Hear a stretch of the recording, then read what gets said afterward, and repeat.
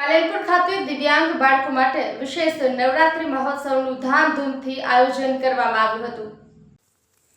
બાળ સંરક્ષણ આયોગના અધ્યક્ષ શ્રીમતી ધર્મિષ્ઠાબેન ગજ્જરના અધ્યક્ષસ્થાને તથા બનાસકાંઠા બાળ કલ્યાણ સમિતિ, બાળ સુરક્ષા વિભાગ અને મમતા મંદિરના સંયુક્ત ઉપક્રમે પાલનપુરના સાર્વજનિક છાત્રાલય ગોબરી રોડ ખાતે દિવ્યાંગ નવરાત્રી મહોત્સવનું ભવ્ય આયોજન કરાયું હતું।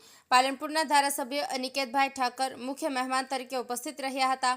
મહાનુભાવોએ દિવ્યાંગ વિદ્યાર્થીઓ સાથે નૃત્ય, ગરબા અને સાંસ્કૃતિક કાર્યક્રમોનો આનંદ માણ્યો છે તથા મહાનુભાવોના હસ્તે દિવ્યાંગ વિદ્યાર્થીઓને ઇનામ આપી પ્રોત્સાહિત કરાયા હતા। આ શરદ પૂર્ણિમા નવરાત્રી મહોત્સવમાં વિદ્યાર્થીઓએ પરંપરાગત વેશભૂષા ધારણ કરીને ઉત્સાહપૂર્વક ભાગ લીધો હતો।